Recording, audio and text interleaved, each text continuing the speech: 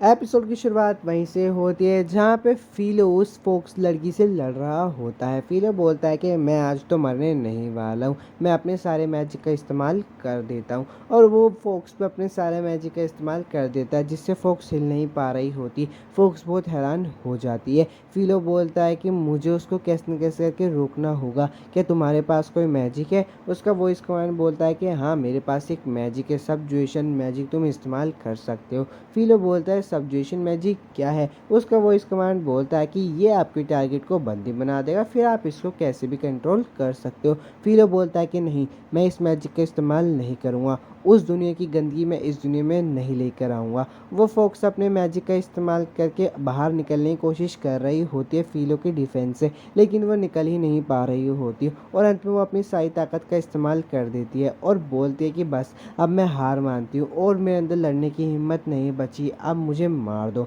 फिलो अपना मैजिक वापस ले लेता है और बोल देता है कि मेरे को तुम्हारा मारने का मन नहीं है, मुझे तो शुरू से लड़ना पसंद नहीं है। तो वो फोक्स बोलते हैं कि मैं एक मॉन्स्टर हूँ, मैं इंसानों को मारती हूँ और तुम मुझे छोड़ने की बात कर रहे हो। तो फिलो बोलता है कि सच में मुझे फ़र्क नहीं पड़ता कौन इंसान है या फिर कौन मॉन्स्टर, जो मेरे सामने हार गया है मैं उसको नहीं मारूंगा। वो फोक्स बोलती है कि तुम बहुत ज़्यादा सीधे हो और अपने इंसानी रूप में आ जाती है। फिलो देखता है कि उसने कपड़े नहीं पहन रखे तो वो उसको ढक देता है और बोलता है कि बस तुम इंसानों को परेशान करना छोड़ दो, मैं तुम्हें जाने दूंगा। और बोलता है कि तुम्हें ऐसे नहीं रहने चाहिए, मैं अपने बैग में चेक करता हूँ, उसमें तुम्हारे लिए कुछ ना कुछ कपड़े होंगे। लेकिन तभी फेनरिस बेहोश हो जाती है। फिलो की वॉइस कमांड उसे बताती है कि उसने अपने मैजिक का बहुत ज़्यादा इस्तेमाल कर लिया है, इसलिए वो थककर सो गई है। फेनरिस को होश आ जाता है और वो बोलती है कि मुझे तो लगा था कि इंसान बहुत ज़्यादा कमज़ोर होता है। वो देखती है कि उसका मैजिक भी पूरी तरीके से ठीक हो चुका है। फेनरिस बाहर जाती है, फिलो से बोलता है कि अब तुम कैसी हो? फेनरिस बोलती है कि मैं ठीक हूँ, क्या तुमने मुझ पर हीलिंग मैजिक का इस्तेमाल किया था? फिलो बोलता है कि हाँ। फेनरिस फिलो के पास जाकर बोलती है कि मैं फेनरिस अब से किसी भी इंसान के साथ नहीं लड़ूंगी और तुम्हारे पास इतनी ज़्यादा ताकत है तो आज से मैं तुम्हें अपना मास्टर मानती हूँ। फिलो बोलता है कि रुको, तुम्हें मुझे मास्टर बोलने की कोई भी ज़रूरत नहीं है। फेनरिस बोलती है कि प्लीज़ मैं तुम्हारा सामान उठा लूँगी, मैं तुम्हारे लिए कुछ भी करने के लिए तैयार हूँ, लेकिन मुझे अपने साथ रहने दो। तो फिलो बोलता है कि मैं अपना सामान खुद उठा सकता हूँ, तुम्हें परेशान होने की कोई ज़रूरत नहीं है। फेनरिस बोलते हैं कि अच्छा तो ठीक है, अगर आप ही मुझे अपने साथ नहीं रखना चाहते तो मेरे इस दुनिया में जीने का कोई फ़ायदा नहीं है, और अपना गला काटने वाली होती है। फिलो बोलता है कि अच्छा ठीक है, तुम मेरे साथ आ सकती हो। फेनरिस बहुत ज़्यादा खुश हो जाती है। अब फिलो उसे अपनी सच्चाई बताता है। फिलो बोलता है कि मैं इस दुनिया से नहीं आया हूँ, मैं तो किसी और ही दुनिया से आया हूँ। वो तो मुझे यहाँ पर हीरो के तौर पर बुलाया गया था, लेकिन मेरे अंदर कोई ताकत ही नहीं थी और वो लोग मुझे वापस नहीं भेज पाए तो उन्होंने मुझे इस जंगल में भेज दिया। और वो उसे अपना असली चेहरा भी दिखाता है। फिलो बोलता है कि मैंने अपने चेहरे को छुपा रखा है क्योंकि राजा के लोग मुझे ढूंढ रहे हैं। मुझे तो पता भी नहीं कि मेरा अगला कदम क्या होना चाहिए या फिर मुझे कहाँ जाना चाहिए। अगर तुम मेरे साथ आओगी तो सिर्फ तुम्हें मुश्किलें ही मिलेगी, तुम्हें मेरे साथ नहीं आना चाहिए, मेरा रास्ता बहुत मुश्किलों से भरा हुआ है। तो फेनरिस बोलती है कि मैंने सोच लिया है, मुझे इन सब चीज़ों से कोई फ़र्क नहीं पड़ता, इसलिए प्लीज़ अब मुझे अपने साथ आने दो। अब नकली हीरो का सीन दिखाया जाता है जो कि गुस्से में होकर बोलता है कि यार ये सब क्या हो रहा है, मैं 1 महीने से प्रैक्टिस कर रहा हूँ लेकिन मेरी ताकत बढ़ ही नहीं रही है, मैं सिर्फ इंसानों और कमज़ोर मैजिकल बीस्ट से ही लड़ सकता हूँ, लेकिन कोई ताकतवर जानवर के खिलाफ मेरा कोई चांस नहीं है। तभी वहाँ पे सुया आ जाती है। नकली हीरो बोलता है कि माफ़ करना, मैंने तुम्हें इंतज़ार करवाया। तो सुया बोलती है कि कोई बात नहीं, आपको माफ़ी मांगने की कोई ज़रूरत नहीं है, इंतज़ार तो मुझे आपका करना चाहिए, मैं आपकी नौकर जो हूँ। नकली हीरो बोलता है कि चलो सुया, मैं तुम्हें पूरा महल घुमाता हूँ। सुया बोलती है कि ठीक है। फिलो को वापस से सीन दिखाया जाता है। फिलो बोलता है कि देखो अब हमें रहना इसी दुनिया में, तो मैं सोच रहा था कि मुझे कुछ पैसे कमाने चाहिए, हमें गिल्ड में जाकर कुछ काम ढूंढ लेना चाहिए।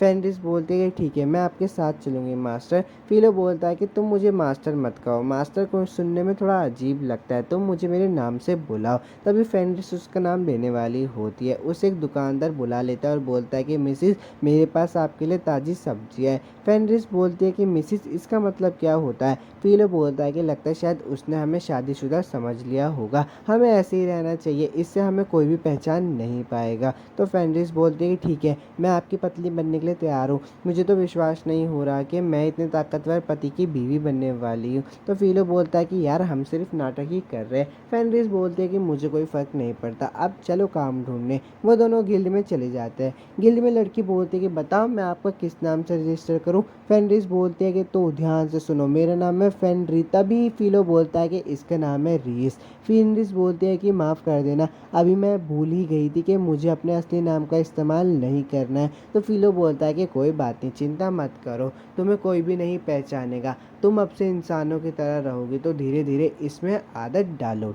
वो दोनों बात कर ही रहे होते हैं, तभी गिल्ड के लोग बोलते हैं कि एक इमरजेंसी आ गई है, बहुत सारे साइको बियर्स महल की तरफ हमला कर रहे हैं, जो भी उन साइको बियर्स को हराएगा उन्हें बहुत अच्छा इनाम मिलेगा। इसमें कोई भी भाग ले सकता है, चाहे वो छोटी रैंक का हो या बड़ी रैंक का हो। लेकिन सब लोग बहुत ज़्यादा डर रहे होते हैं, क्योंकि उन साइको बियर्स को हीरो भी नहीं हरा पाया था। ये मैं नकली वाले की बात कर रहा हूँ। फेनरिस बोलती है कि चलो फिलियो सर, हमें उन्हें जाके हरा देना चाहिए। फिलियो बोलता है कि नहीं नहीं, उसे तो नकली हीरो भी नहीं हरा पाया, तो मैं कैसे हराऊंगा, मैं इतना ताकतवर थोड़ी ना हूँ। फेनरिस बोल देगा ठीक है, तो मैं उससे जाकर अकेले ही हरा देती हूँ, अगर मैं जीत गई तो मैं समझ जाना कि तुम बहुत ज़्यादा ताकतवर हो। अब वो दोनों जंगल में आ जाते हैं उन साइको बियर्स को मारने के लिए। तभी उन्हें किसी के चिल्लाने की आवाज़ आती है। वो लोग देखते हैं कि वहाँ पे वही सारे सैनिक होते हैं जिन्हें पहले फोक्स के हमले में बचाया होता है फिलियो ने। फिलियो जल्दी से जाता है और उन सारे साइको बियर्स को वहाँ से भगा देता है। बेलिरोसा फिलियो के पास आकर बोलती है कि आपने हमें फिर से बचा लिया। फिलियो बोलता है कि तुम ठीक तो हो ना।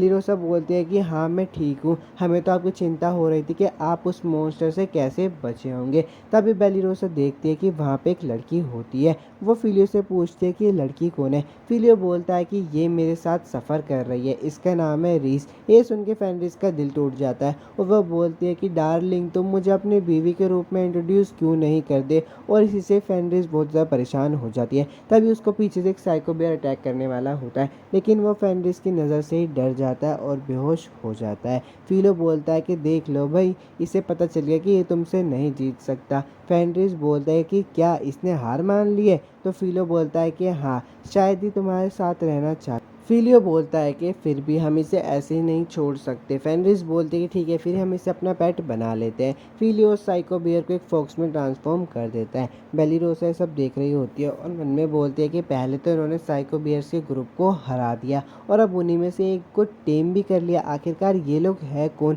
बेलिरोसा फिलियो के पास जाती है और बोलती है कि मेरी आपसे एक रिक्वेस्ट है। अब वो दोनों सब लोग बेलिरोसा के घर पे आ जाते हैं। बेलिरोसा बोलती है कि आपने हमारी 2 बार जान बचाई है, आपका बहुत बहुत शुक्रिया।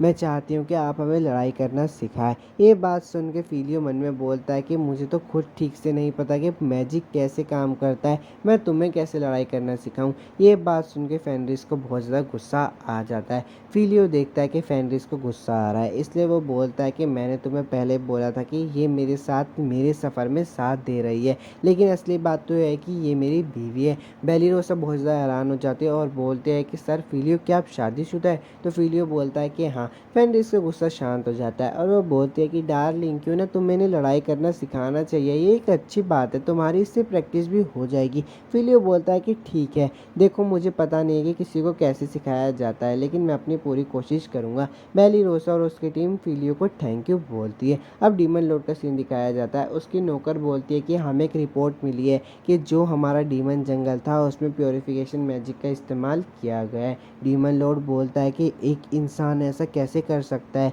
एक इंसान इतने ताकतवर होगा कि वो डीमन को मिटाने की शक्ति रखता है। उस इंसान को ढूंढो और मेरे पास पकड़ कर लाओ किसी भी कीमत पे। और यार एपिसोड 2 भी यहाँ पे ख़त्म हो गया है। वीडियो अच्छी लगी हो तो लाइक और सब्सक्राइब कर देना। मिलूँगा आपसे नेक्स्ट एनीमे